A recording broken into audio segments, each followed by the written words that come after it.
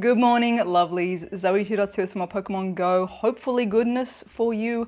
And today is going to be the debut of Gigantamax Gengar in Pokemon Go. So here's the thing, like 99% of us had an absolute shocker of a time with the GMAX debut of Charizard, Blastoise and Venusaur over last weekend. It was low-key a bit of a nightmare for most communities. And I think from all the feedback from everyone in the comments section, which I insanely appreciate, thank you everyone for sharing feedback from creators and stuff, Niantic has decided to have a listen and make some changes to the difficulty for Gigantamax Gengar, apparently. We'll get into those in a second. I just wanted to say as well, thank you to, I know I had asked specifically for any like hardcore groups, you know, what was the smallest amount of people you're able to get a GMAX raid done with? And one group had commented on my last video saying that they had got one of them done with 9 people, which to me is insane considering groups of 40 were failing, groups of 30 were failing, groups of 20 were failing. But I think that really goes to emphasize the fact that powering up the max moves is going to be key here, and it does make, you know, it does make an impact. You know, not our fault for not knowing that because there was no system in the game to teach you that, to teach us that, to really like explain and emphasize how important powering up those max moves are, like would have been. You know, we could have had weeks to do that. So here we are. I've spent the last couple of days using most of my like particles to power up max moves on my Dynamax Metagross, because that one is going to be fairly future-proof. It doesn't have a Gigantamax form, so you're not going to have that really frustrating, like I just spent all these resources on Charizard and now it has a GMAX form, now I spent resources on that, so like Metagross is going to be a good one. It's going to be one of the top counters for Gengar as well. I've also remembered to change the fast moves on my Blastoise to have Bite, because Dark is going to be super effective for Gengar as well. So fingers crossed. We've got a little group of people meeting up soon to take on GMAX Gengar, kind of like a bit of a raid night, so we'll see how we go. So let's jump into the what Niantic has shared with us. Keep in mind these changes are specifically for Gengar. I don't know if these changes will carry forward to future GMAX stuff, so this is just for Gengar. We'll have to wait and see for the rest. So they're going to be adding 25,000 Stardust reward. Nice. For completing a Gigantamax Gengar, and considering people were dumping a lot of Stardust into things they didn't necessarily want to over the other weekend, you know, having that kind of balance there to acquire new things and then power them up quicker is pretty good. They're going to be increasing the catch rate, which, yeah, thank you. Again, we'll be able to gauge that in about an hour, but I think that was definitely a big pain point for people that were like, if you finally got the battle done, to then have it run away was pretty demotivating. So hopefully that's a meaningful increase to the catch rate. And adjusting the difficulty for Gengar, so slightly, I'm always very particular about the wording, slightly making Gengar slightly easier compared to other Gigantamax encounters. So probably it's gonna be very hard. It's probably gonna be like fairly hard, but hopefully that slightly takes the edge off for a lot of communities and makes it like more accessible. Even if that just means, you know, 1 or 2 or 3 people's worth of damage, I don't know. Again, we'll find out. We'll find out in about an hour. But yes, that's where we're sitting. Fingers crossed me and my locals can, you know, be successful. Hopefully that it is a more successful, you know, raid hour. I think a big factor in this as well is going to be if people have, again, spent the resources to, you know, enhance the max moves over this last week, and or if the people that are going to be attending tonight were actually at, you know, the GMAX launch. Do they even have Gigantamax stuff yet? Because that makes a pretty massive difference. As I said in the last video, the ease of the battles kind of snowballed once all of us had, you know, a stash of, you know, 3 GMAX Pokemon. It became a lot easier, you know, to get it done with. We could start like, you know, losing 3 people, losing 4 people if they had to leave. So let's see, fingers crossed. Again, I really want to like the Dynamax and Gigantamax feature. I want to like it. I think this has probably just been like the most, the silliest way it could have launched, with just like no education on this whole new system. The entire time that raids have been a thing in this game, or anything in Go that has been battling, that isn't, you know, high level PvP stuff, any battling stuff has been, you can just tap your phone and not pay attention, and like, you could probably like crochet a blanket while doing raids and not have to pay any attention. And the difficulty for GMAX is so much more that you need to be strategizing, healing, using the heal, like having a dedicated healer, having someone, you know, being the dedicated attacker, all that sort of jazz. And none of that was really communicated. And then they kind of dropped like 3 new guys in one day. So yeah, I want to like the feature. I hope that this is a more enjoyable experience. So let's see. Let's see how we go. Alrighty, so I mean, it might actually be hard to kind of determine how much easier this one is because we've got a party of 29, which is the most that I've seen for one of these bad boys. Classic me, I brought in the Blastoise with the correct moves, but haven't powered it up. I always forget to do one part of this equation, but we have got the Metagross with the optimal moves, so I'll probably be subbing that one in to do, oh my god, yeah, I should not have brought this Blastoise. Should have brought literally anything else. Let's just sub straight in to the Metagross. But, pretty good turnout. Shout out to the local squad, using Campfire to sort out some little meetups here. I'll probably stay in with the Metagross because it's maxed out. And let's go with, I'm gonna chuck on some heals for people because I spent the points on it, I might as well. And everyone else can smash some attacks.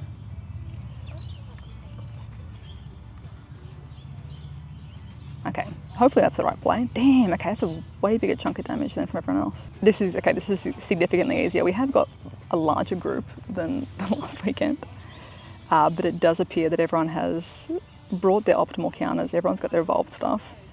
I'd be really curious. I might go and ask and see who has actually unlocked their max moves and stuff since last week, because this is going a lot quicker.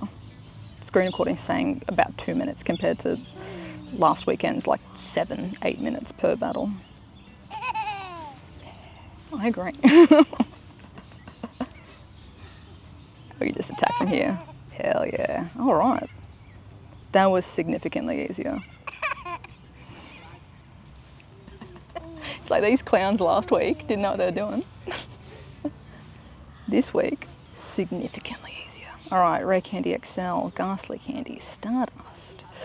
I probably won't leave anyone to defend. Oh, let's leave the Blastoise. You know what? It didn't really do anything for the team. And probably should have put a star piece on as well because we've got the extra Stardust. Not a shiny. We'll take it though. Okay, so interesting little recap.